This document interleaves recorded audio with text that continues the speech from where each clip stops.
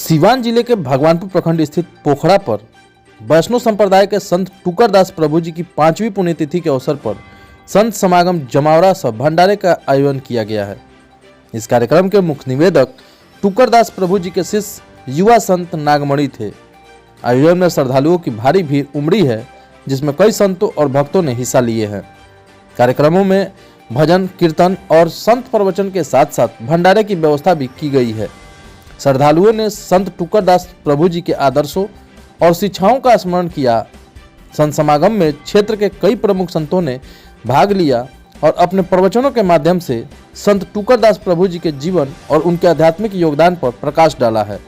उन्होंने उनके बताए मार्ग पर चलने और समाज में प्रेम, शांति और सेवा की भावना को बढ़ावा देने का संदेश दिया। युवा संत नागमणि ने अपने संबोधन में गुरुदेव के आदर्शों को आत्मसात करने और उनके दिखाए मार्गों पर चलने की अपील की। कार्यक्रम में आने वाले श्रद्धालुओं के लिए विशेष भंडारे का आयोजन किया गया है, जिसमें सभी ने प्रसाद ग्रहण किए।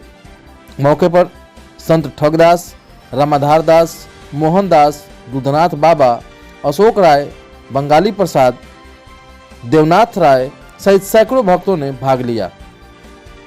भंडारा का आयोजन कराया गया है, किस उपलक्ष्य में? ये हमारे गुरु जी थे संत टुकरदास, उनके पुण्यतिथि के अवसर पर प्रत्येक साल भंडारे सह संत समागम का आयोजन किया जाता है। किस अखाड़े से आते थे? ये अखाड़े की बात नहीं थे, ये संत थे और संत सबका होता है।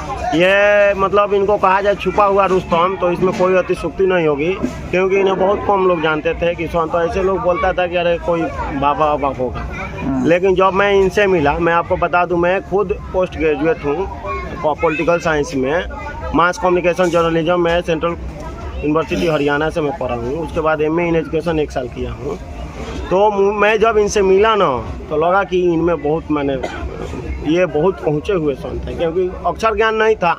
तो जिनका अक्षर ज्ञान नहीं होता है वो भोले भाले लोग होते हैं, और भोले भाले लोग जो होते हैं ना, ईश्वर के और प्रकृति के बहुत करीब होते हैं। जब से भंडारा चल रहा है, और हमारे गुरु जी कहते थे कि संत और राजा, संत जो होता है वो राजा होता है, वो किसी से मांगता नहीं है।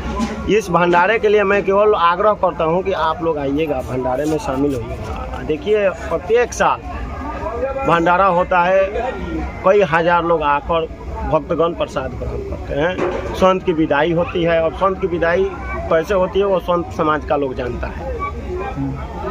आप इनके सेवा में कब से लगे?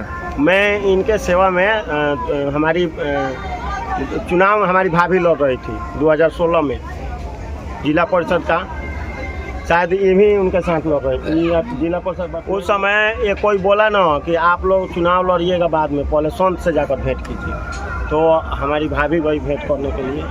उसके बाद वो आकर हमको बताई, और मैं जब गया तो उसी समय हमको शिष्य बना लिए थे, लेकिन मुझे नहीं मालूम था, क्योंकि मैं उस समय 365 दिन मीट मछली खाता था। महात्मा जी बोलते थे कि अरे कब मीट मछली छोड़ देगा, छोड़ दो। हम बोले नहीं छोड़ेंगे, क्योंकि जब तक आपकी कृपा होगी तो हम छोड़ देंगे, नहीं तो नहीं छोड़ेंगे।